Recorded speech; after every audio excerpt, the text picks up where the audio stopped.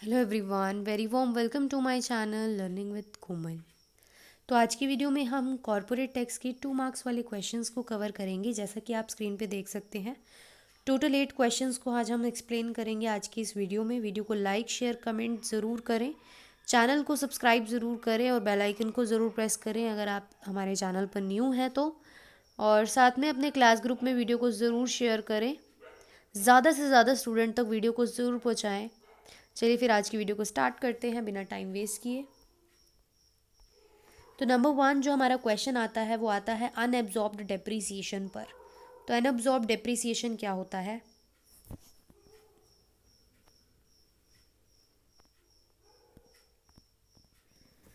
Means when the business profit is not sufficient to cover even depreciation expenses. कहने का ये मतलब है कि हमारे बिजनेस प्रॉफिट उतना है ही नहीं, मतलब उतना सफिशिएंट नहीं है जितना कि हमारा डेप्रीसिएशन एक्सपेंस जो है उससे कवर हो जाए। कहने का ये मतलब है हमारा प्रॉफिट जो है वो कम है और डेप्रीसिएशन एक्सपेंसेस जो है वो ज़्यादा है। तो उसी अनअब्जॉर्ब्ड उसी डेप्रीसिएशन को हम क्या बोलते हैं कि अनएब्जॉर्ब्ड है ये डेप्रीसिएशन। इसको हम जो है हमारा बिजनेस का प्रॉफिट जो है वो कवर नहीं कर पाएगा क्योंकि वो सफिशिएंट नहीं है वो अमाउंट इतनी। फॉर एग्जाम्पल अगर हम देखें तो यहाँ पे हमें गिवन है, मान लो बिजनेस का प्रॉफिट जो है वो डेप्रीसिएशन से पहले कितना है, 100 लाख रुपीज़ का, यानी कि 1 करोड़ का। लेकिन जो डेप्रीसिएशन है वो 150 लाख है। तो अब इस केस में 50 लाख जो होगा वो अनएब्जॉर्ब डेप्रीसिएशन होगा, ना कि वो बिजनेस का लॉस कहलाएगा। ठीक है, इस बात को भी हमें ध्यान रखना है कि ये जो 50 लाख है वो अनएब्जॉर्ब्ड डेप्रीसिएशन कहलाएगा, ना कि बिजनेस लॉस। इस बात को हम ध्यान रखेंगे। नेक्स्ट क्वेश्चन जो हमारा आता है वो आता है डीम्ड इनकम पर, कि डीम्ड इनकम क्या होती है। ये क्वेश्चन आया हुआ है एग्जाम में।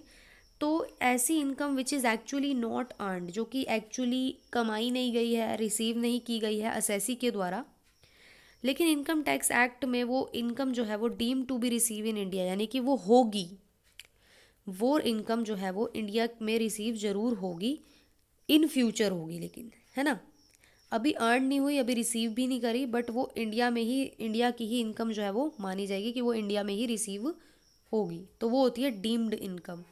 उसके बाद बुक प्रॉफिट आता है हमारा क्वेश्चन अगला, कि बुक प्रॉफिट क्या होता है। तो we can define book profit as the left over money after the entity pays of all its expenses. तो जब एक बिजनेस एंटिटी के पास एक्सपेंसेस को माइनस करने के बाद जितनी भी लेफ्ट ओवर मनी बचती है वो बुक प्रॉफिट होती है। अदर वर्ड्स में बात करें तो ये वो वाले पैसे होते हैं जो कि एक बिजनेस एंटिटी ने कमाए होते हैं during a financial year by selling product service, और उसमें से जो भी हम एक्सपेंसेस, जो भी खर्चे हैं, उनको जब हम माइनस कर देते हैं तो हमारा जो बचता है वो बुक प्रॉफिट होता है। तो जैसे कि बुक प्रॉफिट आप कैसे निकालेंगे, जो भी आपको रिसीव हुआ उसमें से आपने एक्सपेंसेस माइनस कर दिया, वो आपका क्या हो गया, बुक प्रॉफिट हो गया, सिंपल। अब क्लोजली हेल्ड कंपनी और वाइडली हेल्ड कंपनी में क्या फ़र्क होता है। तो क्लोजली हेल्ड कंपनी और वाइडली हेल्ड कंपनी जो है, देखिए सबसे पहले है इंटरेस्ट ऑफ पब्लिक।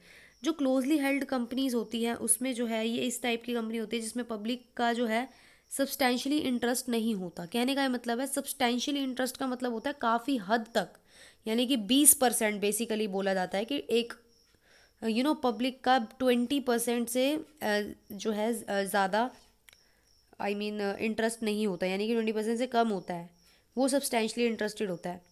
तो अब सब्सटैंशली जिसमें कंपनी जो है सब्सटैंशली इंटरेस्टेड नहीं है वो क्लोजली हेल्ड कंपनी है, और जिसमें पब्लिक जो है सब्सटैंशली इंटरेस्टेड है, यानी कि ऐसी कंपनी जिसमें एक असेसी का एग्जांपल लूँ तो मैं एक असेसी का जो है 20% या 20% से ज़्यादा जो है हक है, वोटिंग पावर है साथ में है ना, तो वो सब्सटैंशली इंटरेस्टेड होती हैं। तो ऐसी कंपनी जिनमें पब्लिक सब्सटैंशली इंटरेस्टेड होती है वो वाइडली होती है, जिसमें पब्लिक जो है सब्सटैंशियली इंटरेस्टेड नहीं होती वो क्लोजली हेल्ड कंपनी होती है। प्राइवेट वर्सेस पब्लिक की बात करें तो क्लोजली हेल्ड जो है वो प्राइवेट कहलाती है और वाइडली हेल्ड जो है वो पब्लिक कॉरपोरेशन कहलाती है। लिस्टिंग की बात करें तो इसके जो ये वाले जो इसके जो शेयर हैं, इस कंपनीज के जो शेयर हैं वो स्टॉक एक्सचेंज में लिस्टेड नहीं होते, इसके स्टॉक एक्सचेंज में लिस्टेड होते हैं वाइडली हेल्ड के। नंबर ऑफ शेयर होल्डर की बात करें तो ऑब्वियसली कम होते हैं इसके, और इसके लार्ज होते हैं। किसके? वाइडली के लार्ज होंगे, क्लोजली के कम होंगे, फ्यू होंगे। कंप्लाइंसेस की बात करें तो यहाँ पे less legal and statutory compliance, मतलब बहुत ही कम जो है कंप्लाइंसेस होते हैं। स्टैचूटरी कंप्लाइंस का मतलब होता है कि जैसे लीगल वर्क जिसे हम बोल सकते हैं कि बहुत ज़्यादा लीगल रिक्वायरमेंट्स होती हैं, जो यहाँ पे कम होती हैं, यहाँ पे ज़्यादा होती हैं। उसके बाद अगला क्वेश्चन आता है म्यूचुअल इंश्योरेंस कंपनी का। आई होप आपने अभी तक वीडियो को लाइक कर दिया है। म्यूचुअल इंश्योरेंस कंपनी की बात करें तो म्यूचुअल इंश्योरेंस कंपनी वो कंपनी होती है जिसके कुछ फॉलोइंग फीचर्स होते हैं। ये तीन ये हैं, जैसे कि it means an insurer which could be a company formed under the Indian company act. तो कहने का ये मतलब है, इंश्योरेंस कंपनी की यहाँ पे बात की गई है कि वो इंश्योरर जो है वो एक कंपनी भी हो सकती है जो कि इंडियन कंपनीज एक्ट के अंतर्गत क्या है, बनी है, फॉर्म्ड हुई है। उसकी कोई शेयर कैपिटल नहीं है, और ऑल पॉलिसी होल्डर, जितने भी उसके पॉलिसी होल्डर होते हैं वो सब उसके क्या है, मेंबर हैं। तो वो होती है म्यूचुअल इंश्योरेंस कंपनी, जिसमें ये तीन फॉलोइंग फीचर होंगे कि वो इंडियन कंपनीज एक्ट के अंतर्गत फॉर्म हुई है वो इंश्योरेंस कंपनी, और ना ही उसकी कोई शेयर कैपिटल है, और जो भी उसके पॉलिसी होल्डर हैं वो सारे उसी के ही मेंबर हैं, उसी कंपनी के मेंबर हैं। अब हम बात करेंगे कि डिसकंटिन्यूएशन क्या होता है। तो जब एक बिज़नेस का कंप्लीट सीजेशन हो जाता है, मतलब एक कंपनी बिल्कुल समाप्त हो गई, एक बिज़नेस बिल्कुल समाप्त हो गया, तो उसको हम क्या बोलते हैं, डिसकंटिन्यूएशन ऑफ बिजनेस। तो यहाँ पे प्रोफेशन के केस में there is no need of complete cessation. तो प्रोफेशन का अगर केस है तो पूरा तरीके से सीजेशन की ज़रूरत नहीं पड़ती। Hence discontinuation of business would include. अब डिसकंटिन्यूएशन ऑफ बिजनेस या फिर प्रोफेशन में क्या क्या इंक्लूड होगा। Number 1, discontinuation of business even if a new firm is formed carrying on a similar business on the same premises with some or old member। पहले point का simple सा ये मीनिंग है कि मान लो एक बिजनेस का डिसकंटिन्यूएशन हो गया, और बाद में ना जो है नई फर्म बनती है उसी सेम बिल्डिंग पर, सेम प्रीमाइजेस पर, और वही सेम जो पहले बिजनेस होता था वही बिजनेस उसी दोबारा वहीं पे हो रहा है, और मेंबर जो वो बिजनेस कर रहे हैं वो भी सेम है, वही के वही, और वही के वही, मतलब ऑल मेंबर भी हो सकते हैं और उनमें से कुछ भी हो सकते हैं। तो वो डिसकंटिन्यूएशन ऑफ बिजनेस के अंतर्गत आएगा। क्यों? क्योंकि एक बिजनेस तो समाप्त हुआ ना, वो तो नया बाद में बना है ना, इसीलिए जो पुराना खत्म हुआ है उसको तो हम डिसकंटिन्यूएशन बोलेंगे ना, कि हाँ भाई एक बिजनेस तो समापन हुआ है ना। उसके बाद दूसरा, इन case of division of branches of business, कि हम जॉइंट फैमिली के बिजनेस की को डिवाइड कर रहे हैं, ब्रांचेस बना रहे हैं। Even if the member carry on their business on the same premises, भले ही उसका जो मेंबर है वो सेम प्रीमाइजेस पर ही अपना बिजनेस क्यों ना कर रहा हो, क्योंकि हमने डिवाइड किया है, हमने ब्रांचेस में बांटा है, तो वो डिसकंटिन्यूएशन जरूर कहलाएगा। क्योंकि पहले उसका अस्तित्व अलग था, पहले वो एक था, लेकिन बाद में जब वो बट गया ब्रांचेस में तो वो अलग अलग हो गया, इसीलिए उसको डिसकंटिन्यूएशन बोलेंगे। उसके बाद, in case of discontinuance of profession by professional firm even when the partner carry on the same profession, कि अगर प्रोफेशन के केस में बात करें तो प्रोफेशनल फर्म का अगर डिसकंटिन्यूएशन होता है, और भले ही बाद में सेम प्रोफेशन अगर वो पार्टनर कैरी करते हैं, तो वो भी डिसकंटिन्यूएशन की कैटेगरी में गिना जाएगा, मतलब वो भी डिसकंटिन्यूएशन कहलाएगा। प्रोफेशनल फर्म के द्वारा प्रोफेशन का क्या किया गया, डिसकंटिन्यूएशन। उसके बाद, in case of discontinuation of profession by partner even when the firm में carry on the same profession, कहने का ये मतलब है कि प्रोफेशन को डिसकंटिन्यू कर दिया एक पार्टनर ने, भले ही फर्म अपना सेम प्रोफेशन जारी रखे, तब भी वो जो डिसकंटिन्यूएशन है वो कहलाएगा प्रोफेशन का। अब ऐसी कौन सी इनकम होती है जो एग्जेम्प्टेड होती है नॉन रेजिडेंट की इनकम से। नंबर 1, मतलब टैक्स उसको पे नहीं करना पड़ता, ऐसी कौन सी इनकम होती है। तो exporting goods purchased in India, कि अगर वो गुड्स का एक्सपोर्ट कर रहा है जो कि उसने इंडिया में ही परचेज़ किया था, even though he has an agency office in India. और साथ में income earn by acting as an agent, अगर इनकम हुई है एज अ एजेंट हुई है इंडियन एक्सपोर्टर के तौर पे, and selling goods in a foreign country, अगर वो फॉरेन कंट्रीज़ में गुड्स को बेच रहा है तो एग्जेम्प्ट होएगा।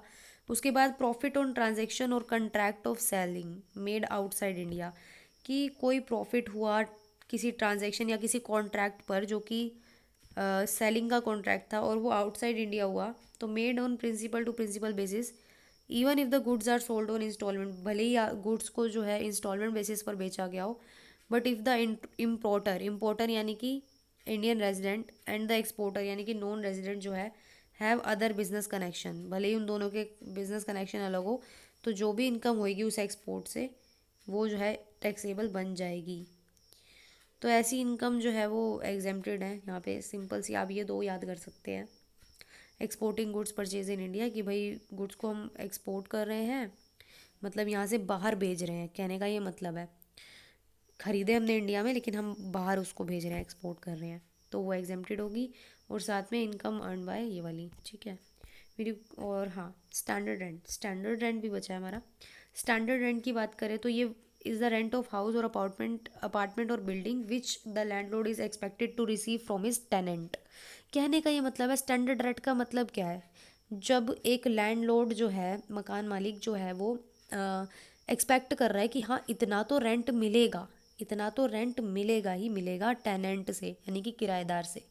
तो standard rent is only given if the property is under rent control act. तो स्टैंडर्ड रेंट जो है वो तभी मिलेगा लैंडलॉर्ड को जब उसकी प्रॉपर्टी जो है वो रेंट कंट्रोल एक्ट के अंतर्गत आएगी, तभी मिलेगा। और ये जो रेंट कंट्रोल एक्ट है यही जो है फिक्स करती है स्टैंडर्ड रेंट, कि हाँ भाई इतना स्टैंडर्ड रेंट बनेगा। तो standard rent is fix by the court under the provision of rent control act, court के द्वारा फिक्स होता है स्टैंडर्ड रेंट। और in order to fix the standard rent premises have been divided. अगर जो है स्टैंडर्ड रेंट फिक्स करना है तो बिल्डिंग को जो है डिवाइड किया जाएगा दो हेड्स के अंतर्गत। एक हेड होगा रेजिडेंशियल का प्रीमाइसेस और दूसरा होएगा अदर दैन रेजिडेंशियल। कहने का मतलब है रेजिडेंशियल मतलब जिसमें वो लैंडलॉर्ड खुद रहता है, मतलब उसका खुद का घर, और एक होता है जिसमें वो खुद नहीं रहता, मतलब उसका दूसरा घर है जिसमें वो खुद नहीं रहता। तो इन दो हेड्स में हम डिवाइड करेंगे, फिर हम फिक्स करेंगे स्टैंडर्ड रेंट को। वीडियो को लाइक शेयर कमेंट जरूर करें। Thank you so much.